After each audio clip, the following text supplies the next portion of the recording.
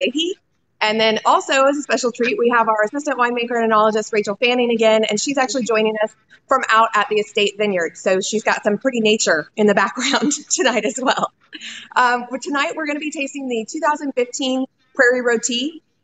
This is a fabulous wine that I think a lot of people overlook. We have so many wines to try. This is one that I think everybody, it really should be a standard. It's just great and goes well with a lot of different things. I also wanted to mention tonight that we were really excited that we've actually recently received some national news coverage on our virtual tastings. Once we're finished with this, if you'll check out our Facebook page, there'll be a post so you can check out the link and watch us on your regional station. We really appreciate everybody joining us on these and continuing to make these fun and special. And I'm going to turn it over to Jon and Dr. Becker and Rachel. Enjoy, you guys. Cheers. All right, cheers. Welcome everybody back to our Monday edition for the Prairie Rotie. If you have this bottle with that handsome fellow on the front, then you are pouring the correct wine. And for everybody at home, that's me schmoozing my boss whose picture is on the label. So, Doc, actually, why don't we get everybody started right away with this wine? I'm very excited about it. So I want everybody to kind of swirl and sniff and then give it a taste. And Jon, I want to say, as I have before other broadcasts, just a shout out to all the people on the front lines of the coronavirus campaign. Since April 7th, we've averaged 1,800 deaths a year in the United States, 1,800 deaths a day. That now exceeds coronary disease, cancer. So this is our version of 7 p.m. in New York City. It's 6:30 there right now. And when people come out on their balconies and out their windows and try to cheer up their neighbors, that's what this is all about. So with that in mind, I want to say how much I love this very delicate blend of Rhone wine with a little bit of wine also from Bordeaux, but incredibly fruity. A lot of expression of the Mourvèdre, which is some combination of olives and violets and blackcurrant and raspberry. Just a wonderful wine that Jon and Rachel have made, and I'm really proud of it. And is it possible I'm the only one still here? I can see you. I think something happened to both Jon. Jon and Rachel, are you there? Okay, then I'll carry on for a moment. They're both much better at this than I am, by the way. Why is it called Prairie Rotie? Well, it's based on the wine Côte Rôtie, which was made at the top of the Rhone Valley, a blend traditionally of Syrah and maybe up to 20% Viognier.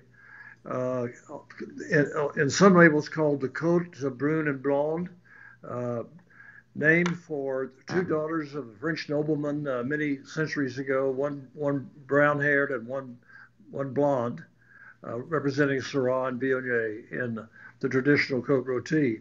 Côte Rôtie means roasted slope. We don't of the Rhone River. The Pedernales doesn't have a steep bank or a côte. So there's no river behind you, Rachel. So I named it Prairie Rotie, roasted prairie. And God knows our grapes get roasted before we receive them, which is a good thing. Well, Jon, welcome back. Yeah, thank you.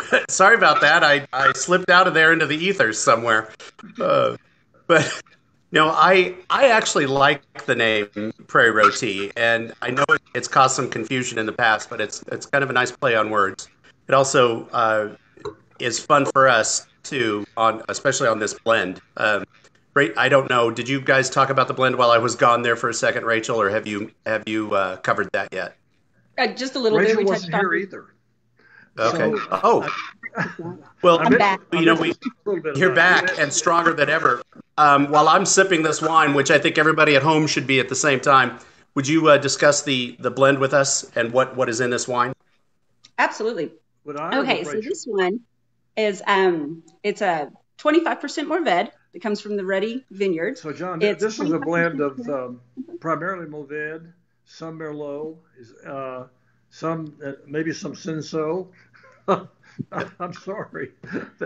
I wasn't expecting to get this call. Oh, no. That's fine. Rachel, I don't know if you can or not. She's starting to go through it with everybody. But yeah, so oh, whoop. I guess it's just you and I, Rachel. So let's drink. Okay. Yeah. I would like to bring up really quickly, if anybody got a chance to smell those aromas when you first pour it in your glass. It's got a little bit of a funky meatiness to it. I think that's the best way I can describe it. Yeah. And to me, right. that is so indicative of the Mourvèdre. Just the little funky meatiness. Mm-hmm. Oh yeah, I think that Mourvèdre. Yeah, I get a really dark note on top of that meatiness that I think really is coming in from the Mourvèdre. And it's funny because it's only 25% of the blend, but it really carries the powerhouse on there. If I want to go in a little bit more about the Carignan as well. Yeah. So. Would you want to carry us on that vineyard? Because I can wax eloquent for a little bit on the Reddy's vineyard, but why don't you carry it, DJ? And I wish that I knew a little bit more information about when he planted the Carignan, but I think it's really quite fabulous. And to me, I think personally, that's where I'm getting that tart cranberry flavors that are carrying through the wine. Right.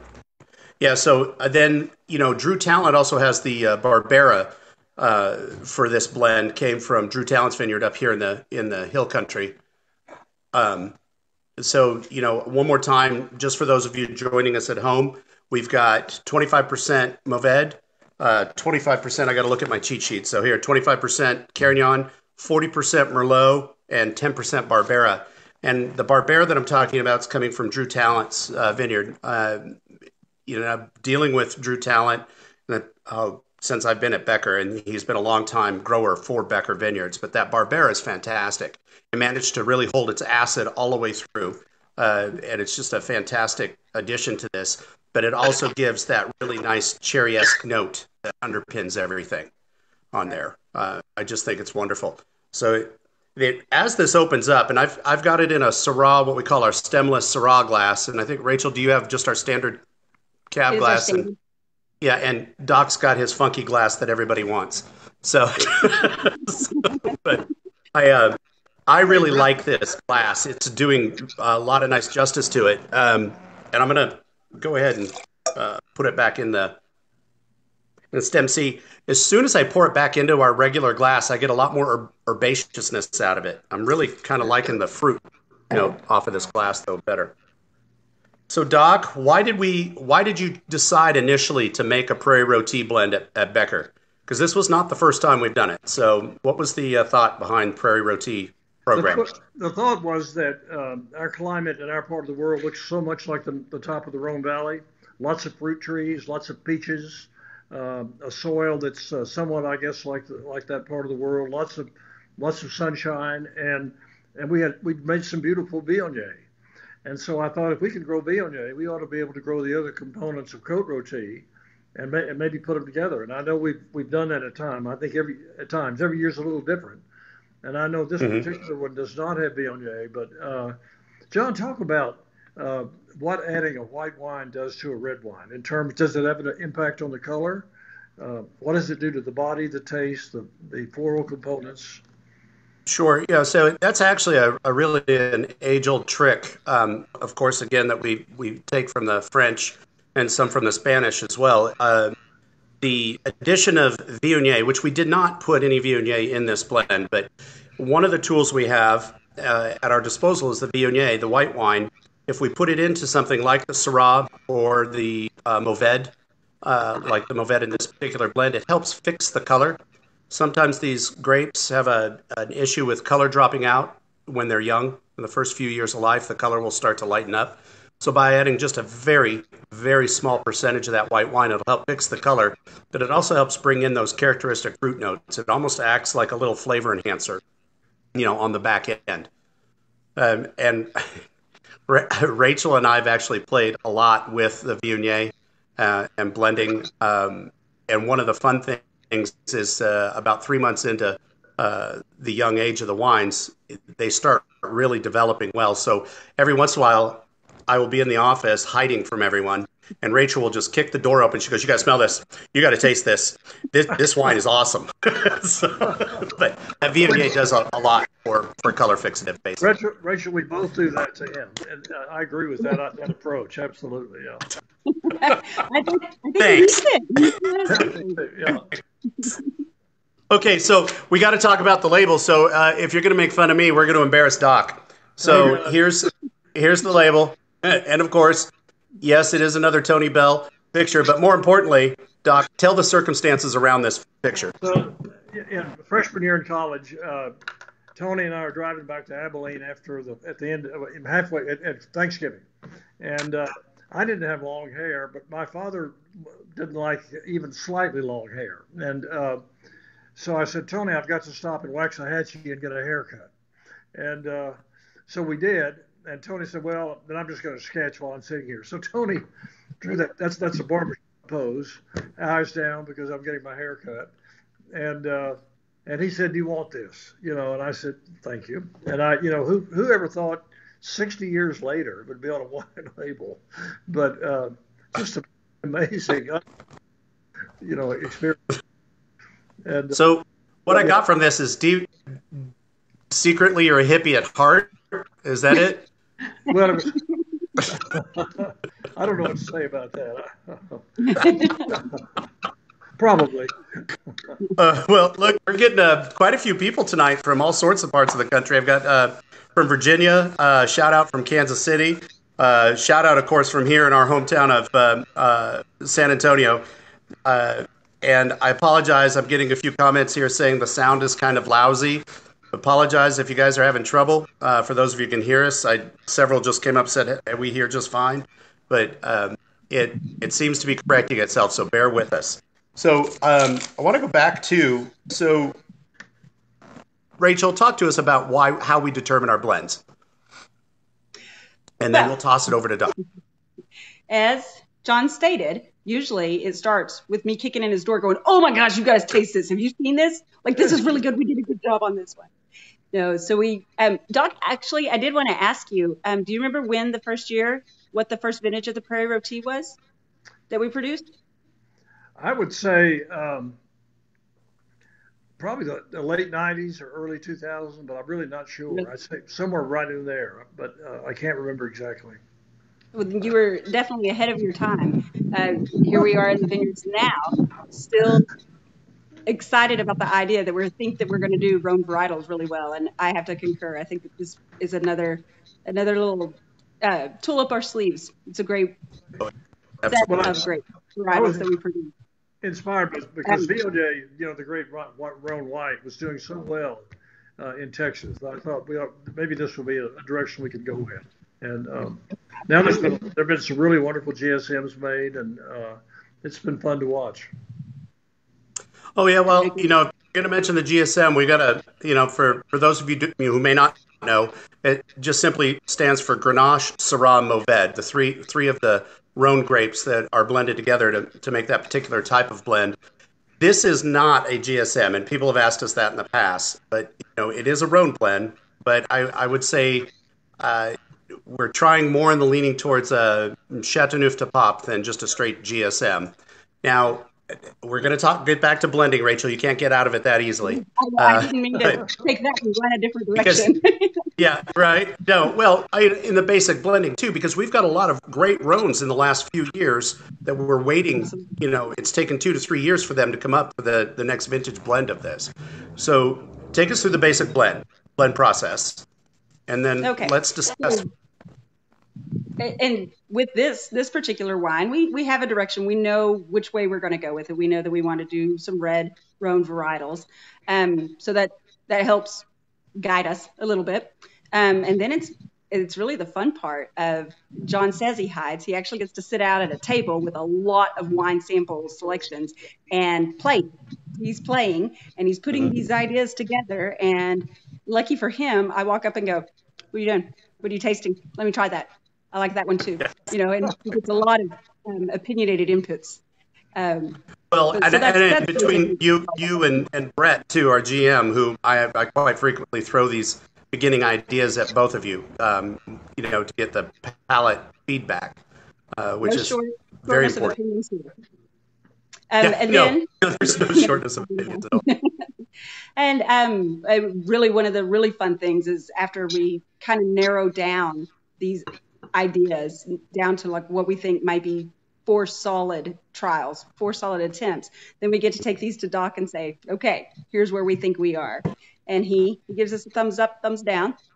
And it's always blind, which is a fun thing to do as well. We go into the blending process with an idea of where we want to be, and only committed to the wine and the label itself, not to, how do you say, the constituents that we're bringing in to put into that. Was that and I think that's important. So, Doc, now that that's been open a little bit, all 3 of us, let's go through this again, actually. Give it another swirl and taste. So I just put a little wine from the bottle, which has been open now for about 45 minutes in there. And I did get that meatiness, but I'm getting a lot. I think you said earlier, little violet notes. Some violets, raspberry, currant, a little chocolate, a little bacon fat, a little bit of an olive note. This is definitely a wine that has so many layers to it. If you can allow it to sit for just a little while and just keep coming back to it and smelling it, you're going to get something new every time. Yeah, absolutely. I want to say I'll add also that this has been very much a family winery and so in winemaking, it's not just been my palate, it's been Joe's and Bunny's also. And the funny thing about Bunny was I always thought she had the best palate, and she would say, I'm sorry, I can't. The C is the one I like. Invariably, C was the one that got bottled. And, odd that. I think that harkens back to the fact that Bunny actually made me lunch during my job interview, so I figured she'd charge.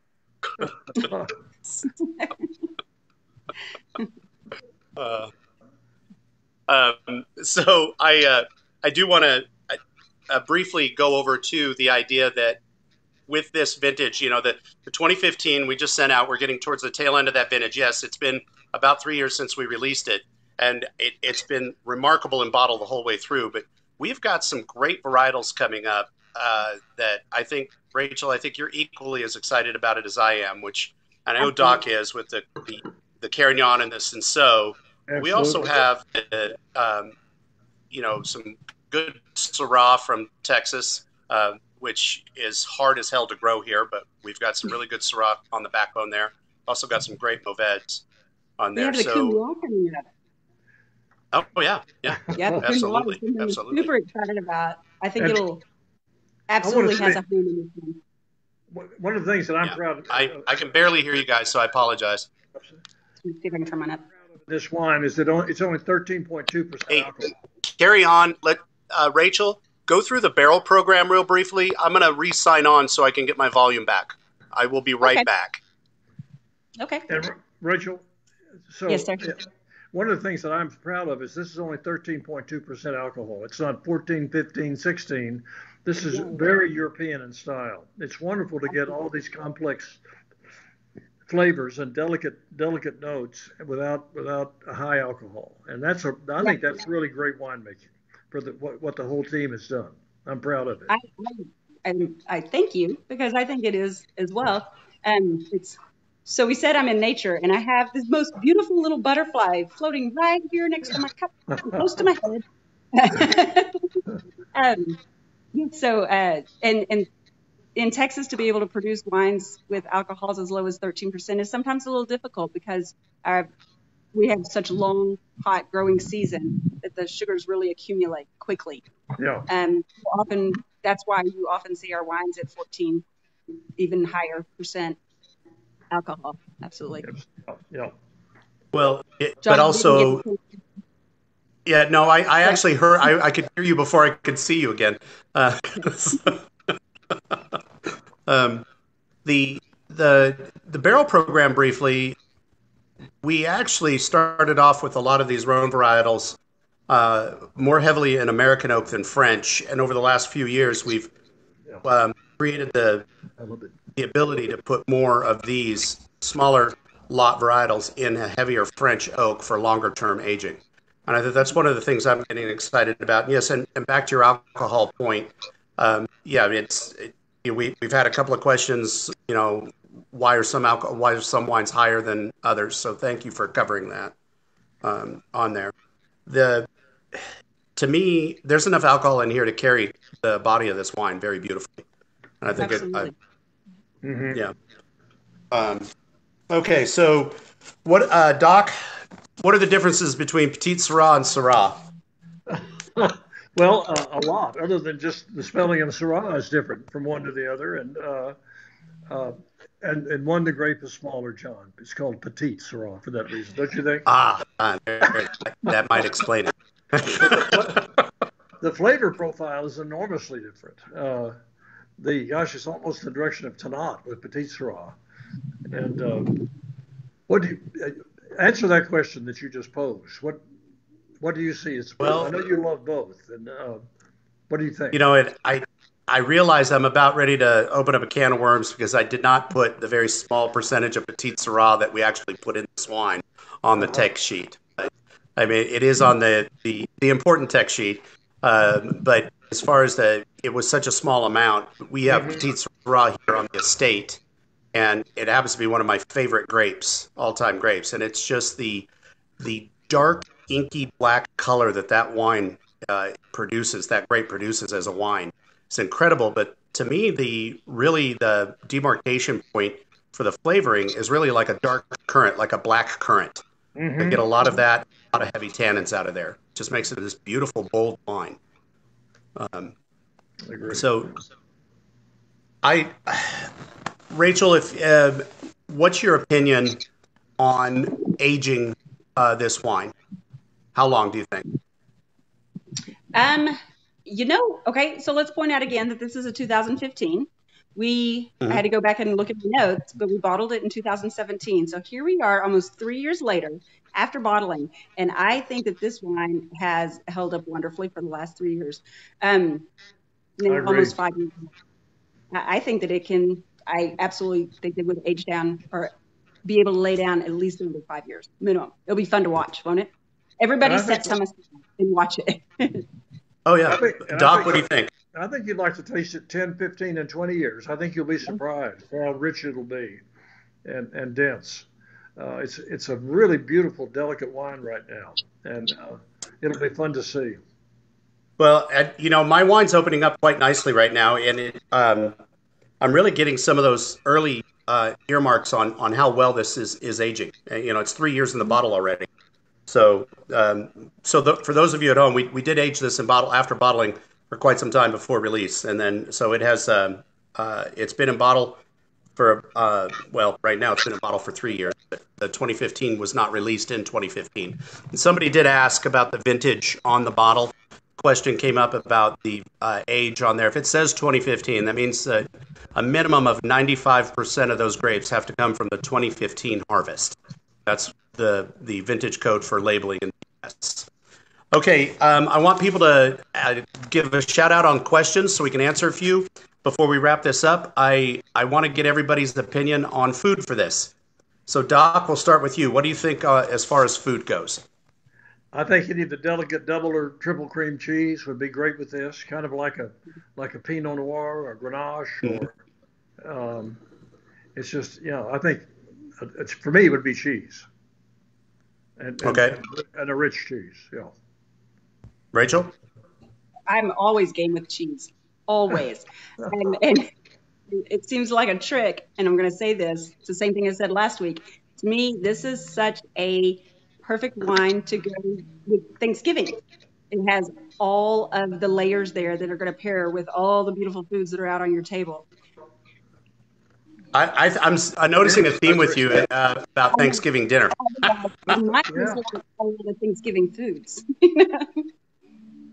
Oh yeah, I have to tell you, anything on the smoker for me on this. But this winter we did a cassoulet at home, which is a wonderful way of saying those beans and then the duck and the sausage and all those rich flavors. This wine paired beautifully well with that. It's such a nice dish to do. One dish in the oven for several hours, comes out hot, just a perfect winter dish. This wine went very well. So your favorite comfort foods during winter, I think this wine does very well with most of them. So, okay, a couple of questions for everybody. I'll lob one to you first, Doc. The question is, does this pair well with Gouda? Almost everything pairs well with Gouda. Well, with Gouda, right? Yeah. I can't imagine it wouldn't. I would think it would be. Smoked Gouda, yeah, it'd be great. Oh, the smoked Gouda especially. Absolutely. So the next question, Rachel, what other wines do you blend red with white? What other wines do we put white wine in that are red? Oh, we talked about the Viognier earlier. Right. That's a good one. I'm jogging my memory on this one. Off the top of my head, not many. It's really constrained to this. You have a memory? I can do. Yeah. The biggest one's the Reserve. We actually put a half or 0.75% of Viognier in the Reserve Merlot. Oh, we did. Yeah, I believe so. I could be wrong, but it was low enough that it didn't make up on the necessary blend comp. But yeah, there was just a little tiny amount in there because of it actually went in with the Petite Syrah that we put into that Merlot. So vis-a-vis another vehicle there. So yeah, it is common. So we really should do a blending talk at one point in time so we can spend more time on just blending, not to bore everybody to tears. But and then another question comes from when is the Syrah coming out? So we currently do not have plans for a straight Syrah. However, just this last vintage, we managed to get enough Syrah that we could probably do one. So it's still aging. We haven't made any determination on the 2019 vintage yet on what's going where, except for the Tempranillo, which we just put out. But all the others are away in bed, and we will probably tackle those after this harvest. So I want to tell everybody at home, thank you for joining us tonight. Go ahead and send your questions. We'll do a Q&A afterwards. Lift up your glasses, Doc, Rachel, and let's toast everybody to good health and great wine. Oh, and next week, I'm sorry. Yep, I got one more thing before I forget and I get in trouble.